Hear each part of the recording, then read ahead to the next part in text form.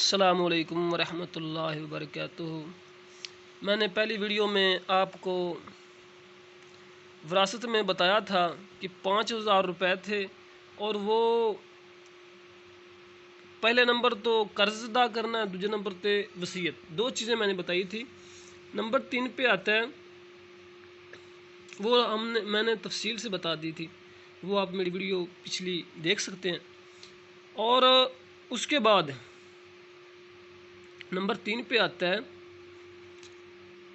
बाप, माँ और बीवी।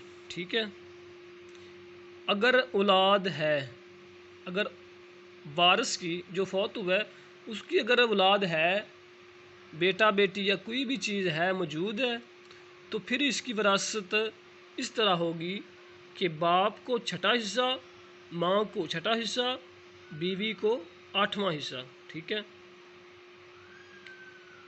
ठीक है। अगर ये बीवी की विरासत है तो फिर खामद को चौथा हिस्सा मिलेगा। ठीक है, मिसाल तौर ये तो खामद की जायदाद में से हम निकाल रहे हैं ना। अगर ये इस जगह पे खामद हो यानी कि बीवी हो, फिर बीवी को 8वां मिलता है ना, फिर इसकी बजाय खामद को चौथा मिलेगा। ठीक है, और इसमें से 4700 रुपया था हमने। ठीक है, और बाप के बन गए छठा हिस्सा 783 रुपये 33 पैसे, और माँ के बन गया 783 33 पैसे, बीवी के बन गया 587 रुपये 50 पैसे। और इसी तरह ये अगर बीवी की विरासत होती, बीवी अगर फौत हुई होती, बीवी की जायदाद होती, तो फिर खामद को मिलने थे, माँ बाप को तो यही मिलने थे बीवी की, और इसके खामद को मिलने थे 1175 रुपये। ठीक है, अगर बीवी इस जगह पे होती तो फिर ठीक है, बीवी फौत हुई होती। ठीक है, ये तो हो गया वज़ा, यानी कि मुकम्मल विरसा से 4700 ਦੇ ਵਿੱਚੋਂ ही निकालने ने। ठीक है, यानी कि 4700 ਵਿੱਚੋਂ छठा हिस्सा 783 रुपये बाप के, 4700 ਵਿੱਚੋਂ 6वां हिस्सा 783 माँ के, और 4700 रुपये ਵਿੱਚੋਂ ही 8वां हिस्सा 587 रुपये 50 पैसे बीवी के।